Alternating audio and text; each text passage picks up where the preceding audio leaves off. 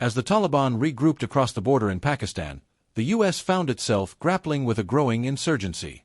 What had started as a quick and decisive military victory began to evolve into something much more complex.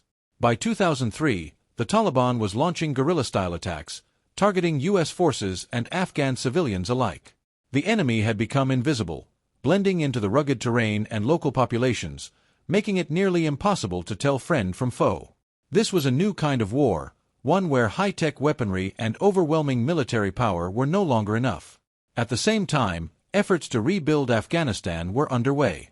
Billions of dollars in international aid flowed into the country, aimed at improving infrastructure, education, and healthcare. Roads were built, schools were opened, and for a brief moment, there was hope that Afghanistan could emerge from decades of conflict. But behind the scenes, corruption plagued every level of the Afghan government. Funds disappeared, projects stalled, and the people who were supposed to benefit saw little improvement in their daily lives. The U.S. and its allies were caught in a difficult position.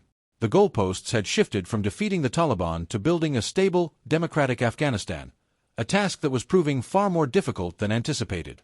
Afghan forces, despite being trained and equipped by NATO, struggled to maintain security without direct foreign support. And as the insurgency grew, so did the violence. Roadside bombs, suicide attacks, and ambushes became a daily reality, not just for soldiers but for the Afghan people. By the time President Obama took office in 2009, it was clear that the war in Afghanistan was not going as planned. In a bid to turn the tide, Obama ordered a surge of over 30,000 additional U.S. troops. The aim was to break the Taliban's grip on key areas and give the Afghan government time to establish control. For a while, the strategy appeared to work. U.S. and NATO forces launched major offensives in Taliban strongholds like Helmand and Kandahar, pushing the insurgents back and giving the Afghan government a brief window to assert its authority. But the gains were short-lived. While the surge weakened the Taliban temporarily, it did little to address the underlying issues that had fueled the insurgency in the first place: corruption, poverty, and the lack of a functioning government. By 2011, with Osama bin Laden dead and the war dragging on, Obama announced the beginning of the U.S. withdrawal. The Afghan military was left to take on the brunt of the fighting, but without sustained support, they struggled to hold their ground. The years that followed were marked by a slow and steady drawdown of U.S. forces, even as the Taliban continued to grow in strength. By 2014, NATO officially ended its combat mission, transitioning to a role focused on training and supporting Afghan security forces. But even with that support, the Afghan government was losing control of large swaths of the country. The Taliban, now operating from rural strongholds, launched attack after attack, slowly retaking territory. Then, in 2020, after nearly 2 decades of war, the U.S. signed a peace agreement with the Taliban. The deal promised the withdrawal of all U.S. forces in exchange for Taliban guarantees that they would not allow terrorist groups to operate on Afghan soil. But many were skeptical. Could the Taliban really be trusted? Would the Afghan government survive without U.S. support? In August 2021, the world got its answer. As U.S. forces prepared to leave, the Taliban launched a lightning-fast offensive, taking city after city with little resistance. Afghan forces, demoralized and under-equipped, collapsed almost immediately. On August 15, 2021, the Taliban entered Kabul, and the Afghan government, led by President Ashraf Ghani, crumbled. The scenes that followed were chaotic. Thousands of Afghans, desperate to escape, crowded the airport, clinging to the last U.S. flights out of the country.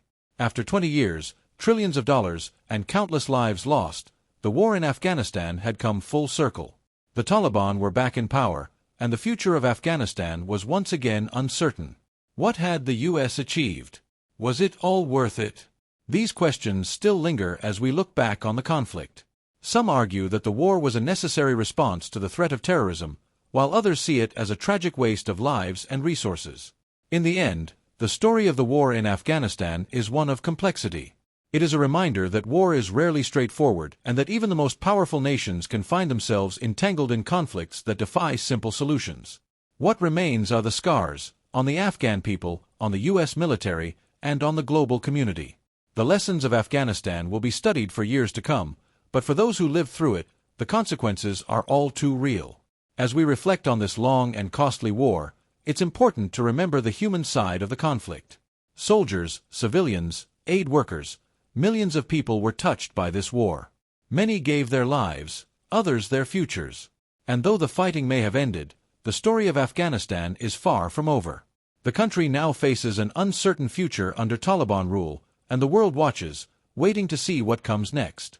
Thank you for joining me as we explore the complexities of the U.S. war in Afghanistan.